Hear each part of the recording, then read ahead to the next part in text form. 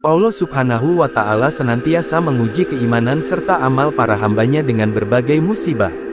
Di antaranya ada satu cobaan paling besar dan terberat bagi orang bertakwa, yakni Dajjal. Lantaran makhluk ini memiliki sejumlah kemampuan luar biasa untuk mengajak manusia, Dajjal disebut sebagai Al-Masih, sebab mata kanannya buta sehingga tidak bisa dipakai untuk melihat. Ada pula yang berpendapat bila sebutannya itu, karena ia bisa mengarungi seluruh tempat di bumi dalam waktu 40 hari saja. Dan yang jelas, ia meniru Nabi Isa alaihi salam yang julukannya Al-Masih. Dalam sejumlah hadits, Nabi Shallallahu Alaihi Wasallam telah memperingatkan umatnya akan kemunculan Dajjal ini. Sembari beliau juga mengkhawatirkan umatnya akan kerusakan serta seruan kekeliruan oleh makhluk ini kepada seluruh manusia. Saking bahayanya Dajjal, dahulu Rasulullah selalu berdoa memohon perlindungan kepada Allah di setiap sholatnya. Aksi Nabi Shallallahu Alaihi Wasallam menandakan bahwa fitnah cobaan Dajjal begitu amat berat. Kemampuan yang dimiliki Dajjal untuk menggaungkan kesesatan, Dajjal punya berbagai keahlian luar biasa yang tak masuk akal sehingga banyak manusia yang keliru dan malah mengakuinya sebagai Tuhan. Namun, kekuatan yang ia miliki ini, nyatanya adalah tipuan belaka. Adapun kemampuan diri Dajjal sudah diberitahukan oleh Nabi Shallallahu Alaihi Wasallam melalui sabdanya agar kaum muslim tidak terjerumus. Kemampuan yang dimiliki Dajjal, tanda-tandanya menurut Islam, Kristen, dan Yahudi oleh Mansur Abdul Hakim. 1. Membawa surga dan neraka. Dari Hudzaifah bin Yaman, Rasulullah bersabda, "Dia, Dajjal, membawa surga dan neraka, nerakanya adalah surga dan surganya adalah neraka." Hadis riwayat Muslim. 2. Memiliki dua sungai yang mengalir. Nabi Shallallahu Alaihi Wasallam bersabda, "Aku tahu betul apa yang dibawa oleh Dajjal. Dia punya dua sungai yang mengalir airnya, yang satu dalam pandang mata manusia tampak berupa air jernih, sedang yang satu dalam pandangan mata manusia tampak berupa api yang menyala-nyala. Kalau kalian berjumpa dengannya, hendaknya kamu mendatangi sungai yang terlihat seperti api, pejamkan mata, lalu celupkan kepala, kemudian minumlah darinya, sebab itu sebenarnya adalah air yang segar." Hadis riwayat Muslim. 3. Membawa air dan api. Dari Hudzaifah bin Yaman, Rasulullah berkata, "Dia membawa air dan api, apinya adalah air dan airnya adalah api." Hadis riwayat Bukhari dan Muslim. 4. Kecepatan gerak Dajjal yang seperti angin, seperti awan yang diikuti angin.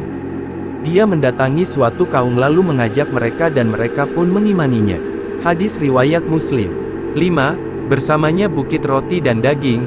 Hadits dari Al-Mughirah bin Syu'bah, Rasulullah bersabda, "Dia membawa sebuah bukit roti, daging, dan sungai air." Hadis riwayat Muslim. 6. Perintahnya kepada tanah kosong untuk mengeluarkan harta karun.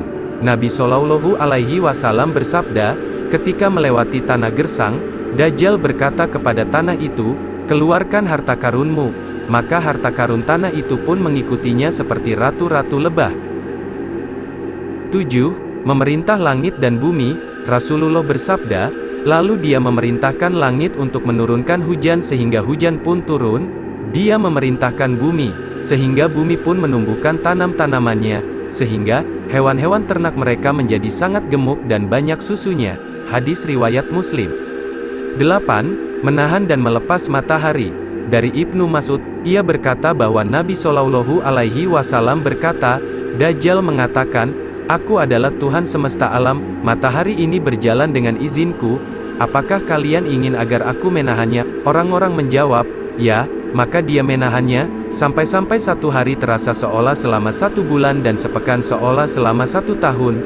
Dia juga berkata, 'Apakah kalian ingin agar aku melepaskannya?' Mereka menjawab, 'Ya.'